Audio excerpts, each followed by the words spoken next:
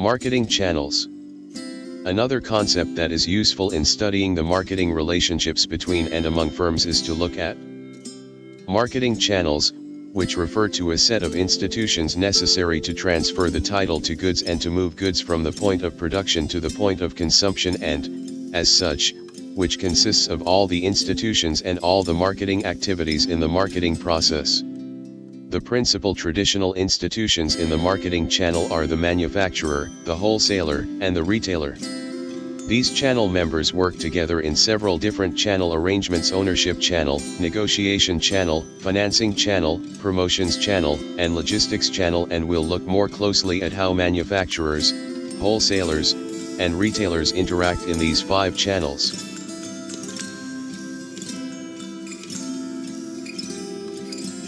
The ownership channel covers movement of the title to the goods, and the goods themselves might not be physically present or even exist.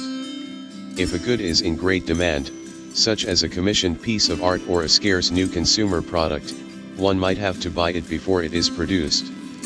Sometimes, a product will not be made until there are sufficient financial commitments.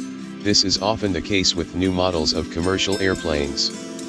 The party owning the good almost always has the right to trade or sell it and bears the risks and costs associated with having it in inventory. Also, while owning the good, one can use it as collateral for a loan, although this may place some restrictions on its use or movement. The negotiations channel is the one in which buy and sell agreements are reached.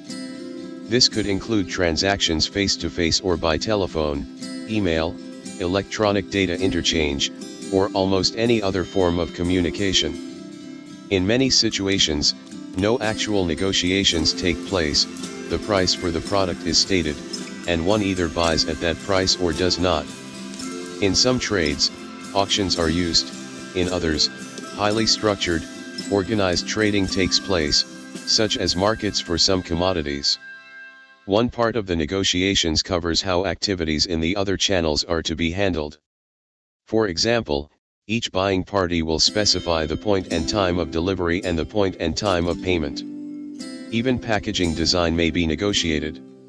An old Henry Ford story is that suppliers of some parts were directed to ship in wooden crates built of good lumber and to very exacting specifications. It turned out that the empty crates were then partially disassembled and became floorboards in Ford Model Ts.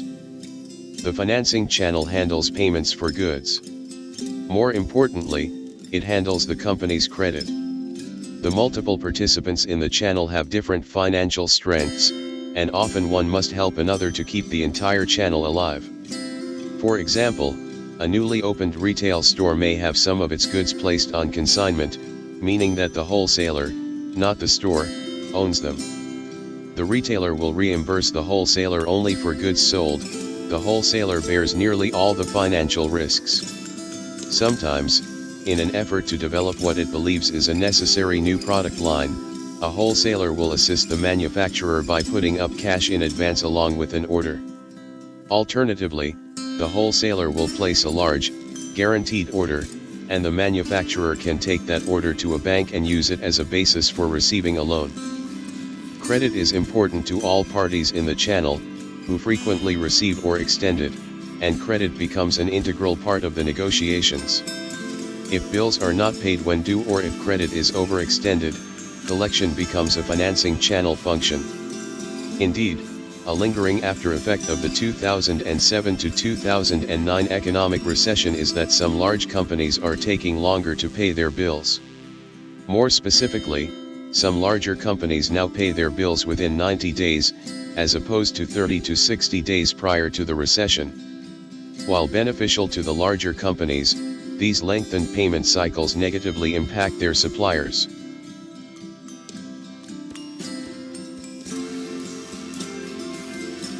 The promotions channel is concerned with promoting a new or an existing product, and it can be related to the financing channel because monetary allowances are often part of the promotion effort.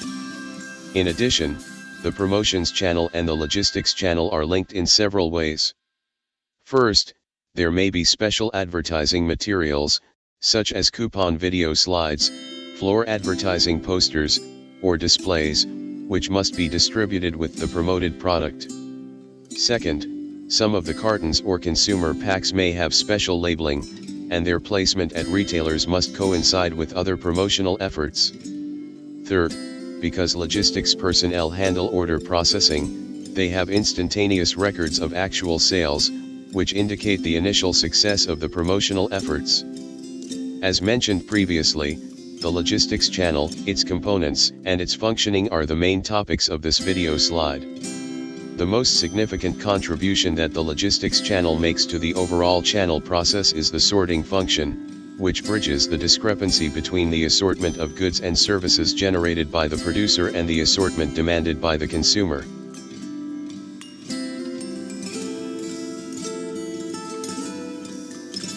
The sorting function has 4 steps, which are important to understanding the concept of goods flowing through the logistics channel.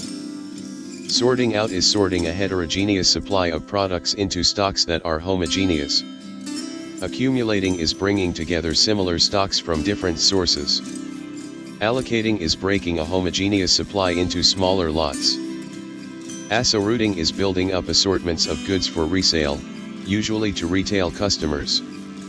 These steps take place between the manufacturer and the consumer, which means that they are performed by the wholesaler, the retailer, or specialist intermediaries.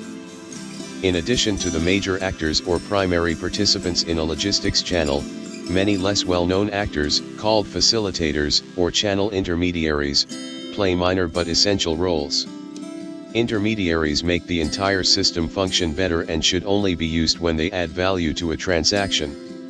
They spring up and flourish in areas where communications and other interactions between major parties are not well meshed.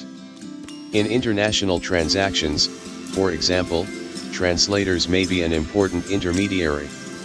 Intermediaries also function in areas needing orderly routines, such as order processing, and in searching, for example, when customers are looking for products or producers are looking for customers. Intermediaries fill niches.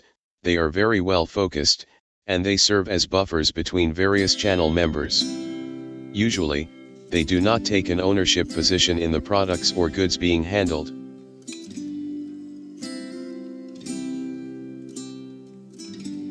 The 5 channels discussed previously show where intermediaries function and fit.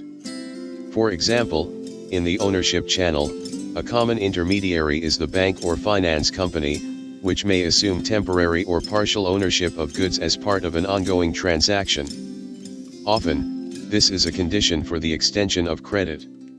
Banks routinely loan funds to all parties in a channel, making it possible for goods to be manufactured, marketed, and sold.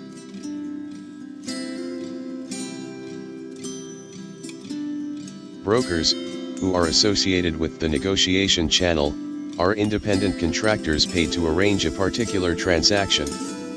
A broker can be used by either a buyer or seller and is often used to arrange truck transportation for either the buyer or seller.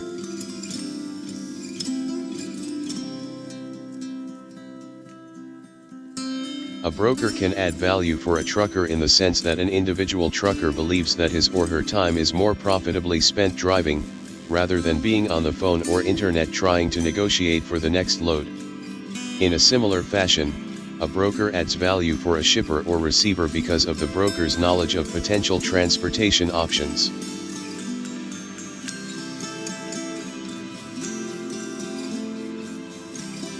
Banks and finance companies are prominent intermediaries in the financing channel, and both parties supply the credit necessary for a deal to be finalized. For big-ticket items, such as ships or warehouses, the buyer almost always borrows money to finance part of the purchase.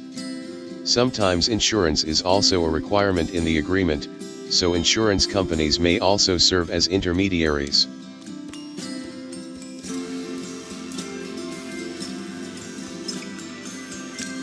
The promotions channel has intermediaries that aid with promotions, such as firms that design, build, and transport product exhibits for display at trade shows. Advertising agencies can handle the preparation and media placement of advertising materials, and firms often use public relations agencies to represent them to the news media. Some companies choose to outsource their personal selling functions by hiring an intermediary to provide them with a contract sales force. These promotion efforts handled by intermediaries must be coordinated with the firm's overall marketing communication activities. The logistics channel has many intermediaries, and many are mentioned in this video slide.